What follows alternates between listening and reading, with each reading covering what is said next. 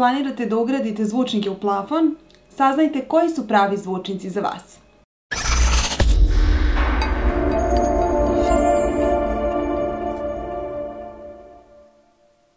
Zdravo svima, moje ime je Ana iz Ave Marketa i danas ću vam razjasniti sve nedoumice u vezi sa ugradnjom plafonskih zvučnika, tako da možete da odlučite u kojoj meri su i da li su uopšte pravi izbor za vas. Objasnit ću vam koje su prednosti, kako se instaliraju i na što sve treba da obratite pažnju. Ugradni zvučnici su sve popularniji prilikom izgradnje stana ili renoviranja. Počet ćemo od estetike. Glavna prednost je što ne zauzimaju prostor. Možete ih postaviti u dnevnoj sobi, iznad kuhinjskog pulta ili u kupatilu. Na sreću ne izgledaju svi ovako. Imaju masku koja se jednostavno montira i ova maska je po pravilu bele boje, ali u zavisnosti od interijera možete je prefarbati. Kako zapravo rade? Da krenemo od namene. Jako je bitno u startu da odlučite na koji način želite da ih koristite. Koliko komada vam je potrebno u kojoj prostoriji, da li će ista muzika ići svuda ili su potrebne posebne zone i kako se kontroliše jačina. Samim tim dolazimo do osnovne podele, a to su komercijalni ili 100-voltni zvučnici i kućni, odnosno niskoohmski zvučnici. Osnovna razlika je što 100-voltni zvučnici imaju trafo i u njihovom slučaju na jednu liniju možete povezati od jednog do više desetina zvučnika, a sve u zavisnosti od snage pojačala. O 100-voltnim sistemima smo pričali nešto više u jednom od prethodnih videa. Kod kućnih zvučnika situacija je nešto jednostavnija, jer tu ide jedan zvučnik po kanalu i onda lakše pravimo 5.1 surround sistem ili 2.0 stereo sistem ozvučenja. Jako bitna stvar koju želim da odmah razjasnimo je to da je svim zvučnicima potrebno neko pojačalo da bi radili. Najčešće je to pojačalo odvojeno od zvučnika koje može biti u istoj prostoriji ili ne. Što se tiče instalacije zvučnika, svi oni uglavnom dolaze sa ovim šablonom za isecanje rigipsa, tako da možete da isečete rupu perfektnih dimenzija. Najčešće se povezuju standardnim 2 puta 1,5 mm zvučničkim kablom. Zatim je potrebno da postavite ovaj zvučnik u plafon, da zavijete šrafove sa donje strane, koji će spustiti prihvatnike tako da savršeno legnu na rigips. Na našem sajtu u opisu proizvoda možete saznati potrebne dimenzije za isecanje za svaki zvučnik pojedinačno. Sada dolazimo do sledeće bitne stvari, a to su dimenzije. Standardni plafonski zvučnici su 6,5 inča, odnosno 17 cm, ali to nije prečnik isecanja otvora. Imajte na umu da to nisu dimenzije isecanja, ani kompletnog zvučnika, već su to dimenzije drajvera. Postoje i vrlo mali zvučnici od 3,5 do 4 inča, odnosno 9-10 cm, ali su oni dobri samo za vokale i eventualno radio. Ukoliko vam je potreban bas, savjetujemo vam dodavanje wufera ili odabir nekog većeg zvučnika.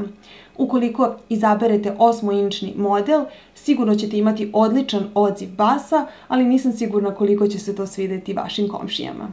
Još jedna stvar na koju treba da obratite pažnju je dubina otvora. Standardno se očekuje da imate oko 10 cm prostora. Ukoliko imate manje, morat ćete verovatno da platite više za adekvatan plići zvučnik. Neki zvučnici imaju opciju usmeravanja tvitera, tako da ako ih koristite u surround okruženju, možete visokotonce usmeriti ka kauču ili ako imate sobu nestandardnog oblika, možete ih usmeriti gde želite. A sada da se dotaknemo pitanja koliko je zvučnika potrebno da imate u sobi. Ovo je od uvek bilo teško pitanje jer nijedna soba nije ista kao ni naše navike. Za manje prostorije uvek savjetujemo 2 zvučnika. Ali ukoliko je prostorija recimo manja od 4x4, možete razmotriti jedan single stereo zvučnik sa 2 visokotonca. Za veće prostorije savjetujemo formiranje 5.1 ili 7.1 surround sistema. I još jedna bitna stvar, razmak između zvučnika treba da bude između 2 do 4 metra. Ukoliko je razmak veći, rizikujete da zvučnik zvuči odvojeno od celog sistema, tako da nećete imati lep stereo zvuk. Svakako je savjet da nas kontaktirate i pokažete nam skicu prostora kako bismo vam dali predlog oko pozicije i izbora zvučnika.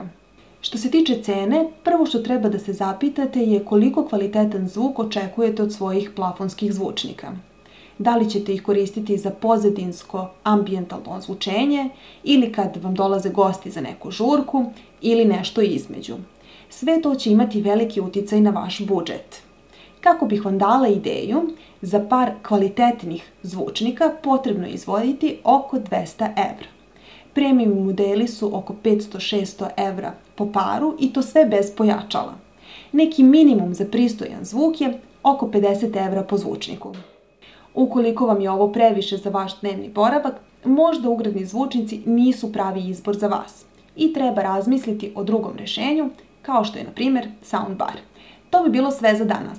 Ukoliko razmišljate o ugradnim zvučnicima, savjetujemo da kontaktirate naš stručni tim na broj telefona 062 625 444 ili da svratite do naše maloprodaje kako bismo našli adekvatno rešenje za vaš dom ili poslovni prostor. Ukoliko vam se svideo ovaj video, stisnite like i zapratite nas kako biste bili u toku sa najnovijim dešavanjima iz sveta tehnike. Do sljedećeg gledanja! Dimenzija 6,5 inča. Pravo rešenje za vas i bla bla bla. Savršenih dimenzija.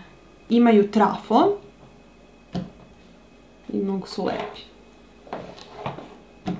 Koliko para, toliko muzike. Pored onih mačih dlaka. Ajde.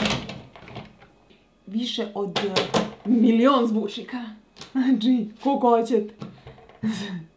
Soba je različita, a i nisu glavne naše navike. 2,5.